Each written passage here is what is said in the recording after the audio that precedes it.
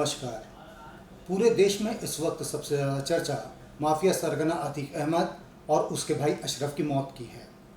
अपराध जगत के ये दो खौफनाक चेहरे अब इस दुनिया से जा चुके हैं, लेकिन मामला सिर्फ अपराध जगत का नहीं है, बल्कि इसके ज़रिए एक सामाजिक व्याख्या भी की जा सकती है इस तरीके के हालात की, उनके असर की और उनसे समाज को प्रभावित करने वाले तमाम तत्वों की। शाइस्ता परवीन, जिनके बारे में कहा जा रहा है कि वो अपने शौहर अतीक के अंतिम संस्कार में भी नहीं आ सकी। आज भी दिन भर चर्चा चलती रही कि शाइस्ता को या तो गिरफ्तार कर लिया जाएगा या फिर वो सरेंडर कर देंगी, लेकिन ये बात कहे जाने तक ऐसा कुछ भी नहीं हुआ है। अतीक के बचे हुए 4 बेटे, 2 जेल में हैं, 2 सुधार गृह में हैं और एक बेटा हाल ही में पुलिस के हाथों मारा गया है। ऐसे में सोचने वाली बात यह है कि शाइस्ता परवीन शनिवार की रात के घटनाक्रम के बाद से किस मानसिकता में होंगी, किस तरीके से वो अपने आप को असुरक्षित महसूस कर रही होंगी, क्योंकि शनिवार की रात के पहले तक उनके पास उनके खाविंद का नाम था।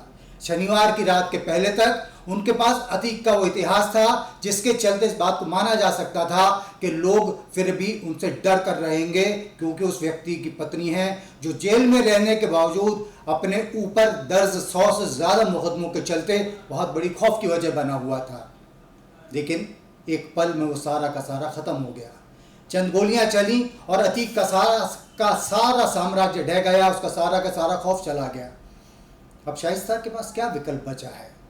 उस समाज के सामने क्या वो आ सकेंगी जिस समाज के बहुत सारे लोग इस बात के गुस्से में भरे होंगे कि अतीक ने अपनी ताकत के दिनों में उनके साथ क्या बुरा नहीं किया था? क्या ऐसे लोग अपना हिसाब बराबर करने के लिए अब शाइस्ता के साथ किसी नुकसान वाली मुद्रा में सामने नहीं आएंगे? ऐसा पहले भी होता रहा है।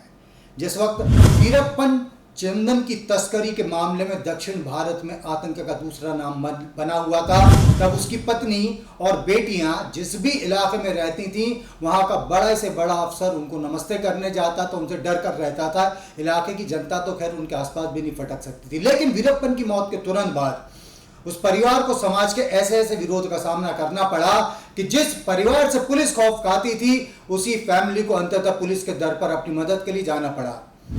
गुर्जर, चंबल का भयानक डकैत, जिसके ऊपर न जाने कितने ही प्रकरण दर्ज थे, उसकी 2 बीवियां हुआ करती थीं जिनका सिक्का चला करता था पूरे इलाके में। लेकिन जैसे ही निर्भर कमजोर पड़ना शुरू हुआ, उसकी एक पत्नी उसके बेटे के साथ भाग गई और अपनी जान बचाने के लिए, सोसाइटी से खुद को बचाने के लिए, अपने पति के दुश्मनों से खुद को बचाने के लिए उसने पुलिस के सामने सरेंडर कर दिया। उसकी दूसरी पत्नी का भी उसके मौत के बाद में इसी तरीके का हश्र हुआ था। अपराध बहुत लंबे समय साथ नहीं चलता है। जिस वक्त आप अपराध करते हैं तब आपको इस बात का एहसास होना चाहिए कि एक न एक दिन ये सारा सिलसिला कहीं आकर रुकेगा और उसका अंजाम उन सबको सबसे ज़्यादा भुगतना पड़ेगा जो आपके नाम के चलते आगे आए हैं, जिनके बारे में ये माना जाता है, जिनके बारे में सोसाइटी ये सोच कर उनकी इज्जत करती है, भले खौफ के चलते इज्जत करती है कि फलाने क्रिमिनल के लोग हैं, करीबी लोग हैं, उसके परिवार के लोग हैं, इनसे हमें डर कर रहना चाहिए। लेकिन एक बार जब डर का मूल खत्म होता है, वो व्यक्ति खत्म होता है, जैसे अतीक खत्म हुआ, जैसे वीरप्पन खत्म हुआ, जैसे निर्भय गुर्जर खत्म हुआ था, उसके बाद में परिवार के लोगों की जो स्थिति होती है उसे देखते हुए एक बार फिर कहा जा सकता है कि अपराध करने से पहले सोचना चाहिए कि हमारे बाद क्या होगा। इस मामले का ये सामाजिक पहलू अभी सामने आना बाकी है। शाइस्ता यदि लोगों के सामने आती है तो उसके बाद उसे किस तरीके के दिन देखने पड़ेंगे, ये एक अलग बात होगी।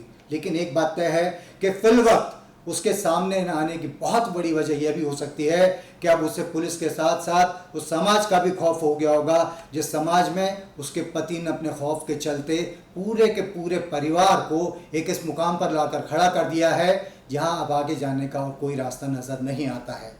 आपसे फिर बातचीत होगी, तब तक के लिए नमस्कार।